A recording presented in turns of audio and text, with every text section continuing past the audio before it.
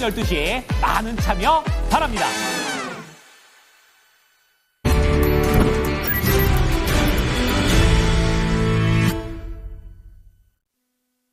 찐 스크리닝입니다. 유한타증권의 박진혜 부장입니다. 안녕하세요. 네, 안녕하세요. 예, 오늘의 핵심 짚어주시죠. 네, 오늘은 조금 키워드를 주마 간산이라고 정해봤습니다. 말을 타고 달리면서 주변 경치를 본다 이런 뜻이잖아요. 그렇긴 한데 약간 좀 다르게 해석하면 주도주인 말에서 일단은 내려오지 않고 좀 시장의 주변주들이 순환적으로 올라오는 거를 좀 같이 한번 좀 봐주시면 좋겠다라는 뜻인데요. 시장이 좀 그런 형태입니다. 주도주는 그대로 뭐 유지가 되는 상태 속에서 새로운 주도주 같은 뭐 약간 꽃들을 피고 뭐 들에 새가 날아다니고 뭐 이런 것처럼 계속적으로 새로운 주도성의 흐름들이 단기적으로 산발적으로 계속 올라오고 있는 시장입니다. 안 그래도 어제 반도체 2차 전지 가니까 이제 좀 주도주가 바뀌나 말을 바꿔 타야 되나 이런 생각들을 하셨을 텐데 오늘 시장은 또 아니라는 시그널을 보내는 것 같으면서도 마루에서 보니까 주변에 좋아 보이는 것도 상당히 많거든요. 오늘장 스크리닝을 해주시죠. 네, 맞습니다. 이것도 좋아 보이고 저것도 좋아 보이고 정말 그게 제일 힘든 시장입니다. 딱 주도주 하나만 보고 가면은 되게 좋은 시장인데요. 그게 아니라 다른 것들, 내가 갖고 있는 주도주들보다 다른 것들이 더 빠르고 강하게 올라오게 되면은 그때부터 이제 투자자분들은 멘붕이 오게 되지요. 최근에 지금 지주회사들이 그런 형태입니다. 기존에 이제 뭐 상법 개정안 얘기 나오면서부터 증권주하고 금융지주사들이 반등했고요. 최근에는 다시 이제 대선 이후에 상법 개정할 때에 대한 우려감, 뭐 그런 부분들 때문에 다사주 많이 갖고 있는 지주회사들, 뭐 그다음에 뭐 자회사들, 더블 카운팅 우려감이 있는 그런 회사들 중심으로 해가지고 향후에 상장이 좀 제대로 안 될 것 같으니까 이런 부분들에 대한 가치 재평가되면서 지주회사들 급등 계속 이어지고 있습니다. 뭐 롯데지주부터 시작해서 CJ, 뭐 그다음에 두산, 뭐 한화, LS, 뭐 GS, 뭐 효성, 코롱, 뭐 지금 난리 났습니다. 지주회사라고 생긴 것들이 지금 다 급등하고 있습니다. 그나마 뭐 LG가 좀 덜하죠. 이미 다 계열 분리가 끝난 지주회사들은 좀 그렇긴 한데요. 자사주를 좀 많이 가지고 있는 지주회사들 중심으로는 계속 좀 올라오고 있는 흐름이라고 말씀드릴 수가 있겠고 오늘은 또 원전, 뭐 풍력, 태양광 뭐 이런 쪽들도 다시 올라오고 있습니다. 원팀으로 이제 나라에서 좀 밀어주고 해외 수주 뭐 이런 부분들 계속 도와준다 얘기 나오면서 오늘 다시 태양광, 풍력, 지금 HGS 윈드라든지 하나솔루션 다시 올라오고 어제 많이 빠졌던 두산 에너빌리티 반등하고 있습니다. 어제 원전 외에도 지금 방사도 많이 빠졌었죠. 오늘 다시 또 올라오고 있는 모습인데 어제 많이 급락한 하나 에어로스페이스 반등 나오고 있고요.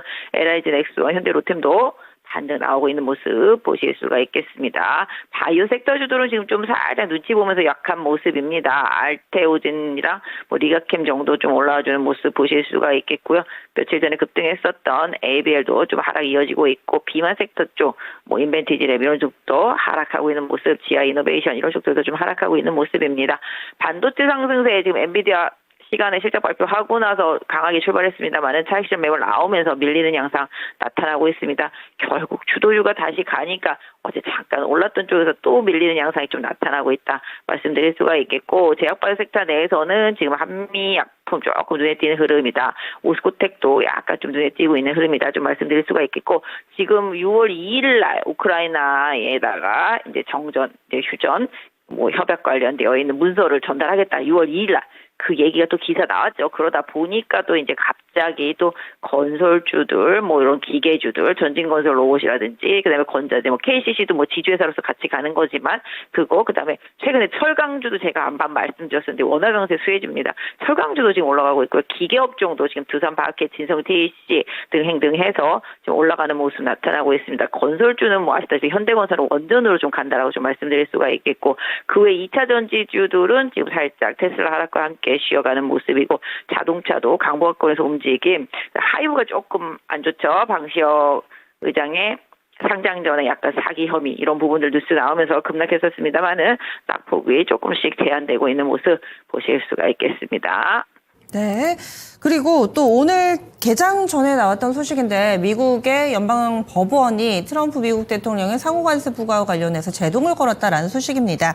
아직까지 우리 증시는 뭐 이 부분에 따른 큰 반응을 보이고 있다고 봐야 될지 안 보이고 있다고 봐야 될지 워낙에 오늘 아침에 나온 뉴스에서 다각도로 좀 분석이 필요해 보이기는 하는데 이 소식을 어떻게 받아들여야 될지 그리고 우리가 상호관세 부과에 따라서 상당히 큰 영향을 받아왔었는데 이것이 다시 이전 상황으로 돌아가게 된다면 종목군들을 보는 시각도 달라져야 될지 이 연방법원의 판단을 부장님은 어떻게 보고 계신가요?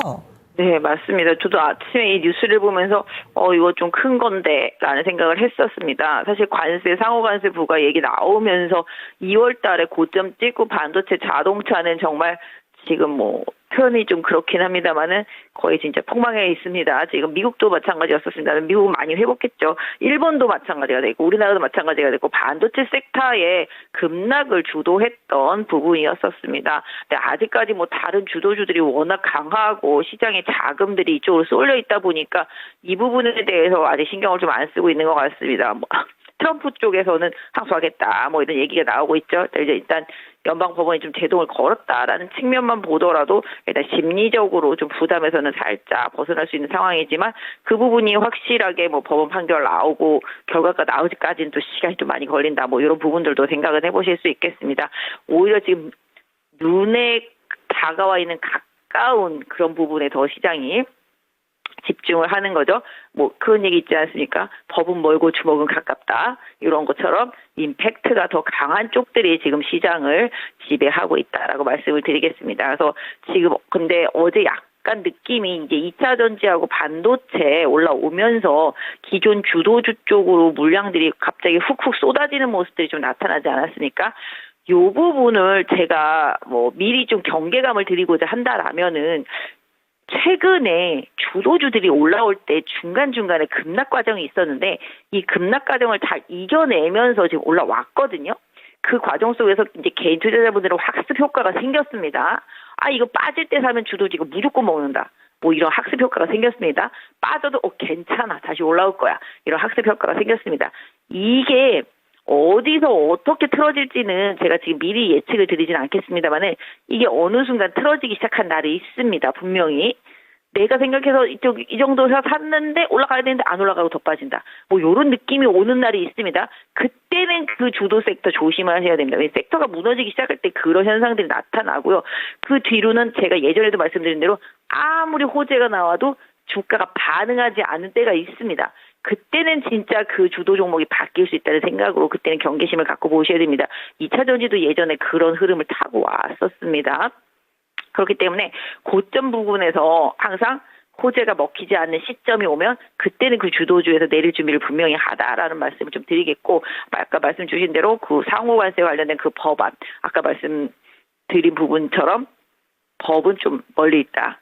결과가 나오기 전까지는 좀 시간 많이 걸린다. 이런 부분들 좀 생각해 보시면 좋겠고요. 다만 이제 조금씩 변화는 시작됐다. 최근에 계속 소비주들, 원화 강세 수혜주들 보세요. 계속 말씀드려온 대로 이런 쪽들이랑 지금 이제 우크라이나 종전 협상과 관련되는 내용들이 다시 또 부각되기 시작했기 때문에 이런 관련주, 그다음에 철강주, 전 철강주도 계속 조금 보셨으면 좋겠고 뭐 지난주에도 계속 이제 뭐 두산 에너빌리티 얘기도 계속 말씀드리긴 했습니다만 원전도 길게 보는 거는 맞다라는 생각. 그다음에 이제 내수 소비주들 오늘 이제 금통위 금리나 거의 뭐 확실시되고 있기 때문에 이 부분에 대한 시장의 선반영이 그 이후에 어떻게 또 매물 노출이 될지는 봐야 되겠습니다만은 지금은 주도말을 타고 가면서 주변에 피어있는 여러 가지 꽃들도 조금씩은 좀 봐줘야 되는 시점이었었는데 또 그것들도 또 많이 올라왔습니다. 정말로 선택의 폭이 이제 확 좁아져 버렸습니다. 이건가 저건가 너무 헷갈리는 시간이 됐는데요. 결과적으로는 정권 바뀌고 그 정책의 변화에 있어서 수혜를 보는 종목들과 피해를 보는 종목들을 확실히 나눠서 그동안 매매를 하시길 권해왔었고 그 부분이 지금은 어느 정도 좀 피크를 향해 가는 느낌? 이런 부분들이 분명히 있다라는 점. 그다음에 장기 소외되었었던 지주회사들도 지금 들썩거리고 있는 상태니까 제 과거의 경험으로 봤을 때 한 30년 이상 주식을 했으니까 그 과정 중에 항상 지주회사가 막판에 피날레를 쳤던 경험들이 좀 많이 있었습니다. 이게 근데 이번에 피날레일지 시작일지 좀 더 봐야 되겠습니다만은 일단 시장의 피로도가 조금 누적된 상태 속에서 가격 메리트가 떨어져 있는 주도주들은 단기 트레이딩 관점에서 좀 봐주시고 삐끗할 때는 분명히 좀 리스크 관리를 하겠다라는 생각으로 조금 대응해 주시면 좋을 것 같고요. 오히려 좀 낙폭과대 속에서 아까 말씀드린 대로 원화 강세 수혜주들, 그다음에 뭐 관세와 관련되는 부분에서 조금이라도 호재성 이슈가 있을 수도 있겠다라는 점, 이런 부분들을 좀 고려하시고 재건까지 생각하시고, 그다음에 확실한 실적주 중심으로 해서 좀 투자를 좀 이어가시는 전략이 좋을 것 같은데요.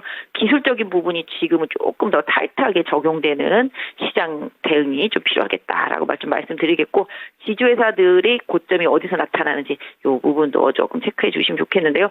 지금은 일단 대장 주도주들이 지주회사 중심으로 가고 있기 때문에 후발 지주회사들 덜 오른 것들, 이런 것들은 좀 트레이딩 영역에서 좀 포함시켜서 보실 수 있겠습니다. 시장에 조금 더 민감하게 대응 전략 세워볼게요. 고맙습니다. 네, 감사합니다. 네, 찐스크리닝 유한타증권 박진희 부장이었습니다.